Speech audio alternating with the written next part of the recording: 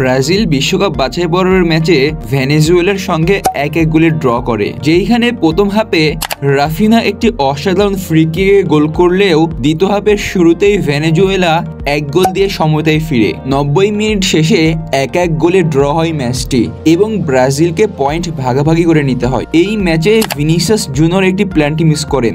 প্ল্যান্টিতে তিনি স্কোর করলে ব্রাজিল পূর্ণ 3 পয়েন্ট নিয়ে মাঠ ছাড়তে পারত।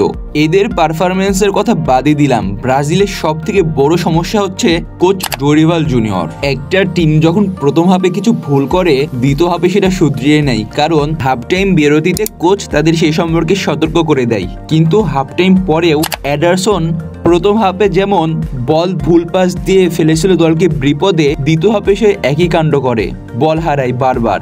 মার্কিনহোস যখন বারবার বল লুজ করছিল, বারবার বল হারাচ্ছিল, ডিফেন্স ফাঁকা হয়ে যাচ্ছিল, বাজে পারফরমেন্স করছিল, তারপরে তাকে সাবস্টিটিউট করেনি ডোরিভাল, যেন তার মেয়ের জামাই হয়, তাকে দলে খেলাতেই হবে। ম্যাচে ডোরিভাল জুনিয়র প্রথম সাবস্টিটিউট করেন ইগার জেসুস এবং সাভিনহোকে, তার পরিবর্তে নামান তিনি পাকুয়েতা এবং লুইস হেনরিককে। Savinho right winger, Luiz Henrique right winger, বুঝলাম তার পরিবর্তে তাকে নামানো হলো, কিন্তু ইগার জেসুস নাম্বার 9 পজিশনে স্ট্রাইকার ভাই, সেই জায়গায় পাকুয়েতার মতন মিডফিল্ডার কেমনে তিনি নামাই?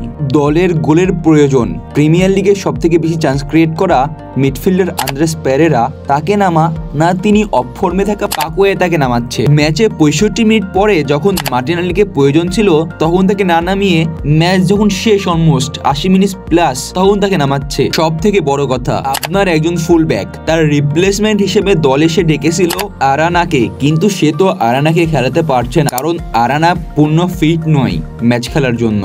তবুও তাকে দলে ডেকে বেঞ্চে বসাই রাখা লাগবে, কারণ সে তার মেয়ের জামাই হয় না, সে একজন ফুল ব্যাক।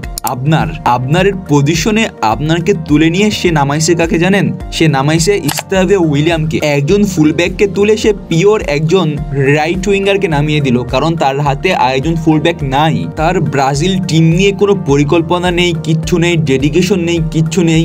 এখন একটাই কথা, ব্রাজিলকে যদি বাঁচাতে হয় তাহলে এই ডোরিভাল জুনিয়রকে হেঁটাতে হবে। আমার কথাগুলোর সাথে কারা কারা একমত কমেন্টে জানাবেন অবশ্যই। ব্রাজিলের নেক্সট ম্যাচ উরুগুয়ের সাথে, কেমন পারফরমেন্স করবে তা এখন উপরওয়ালাই জানে।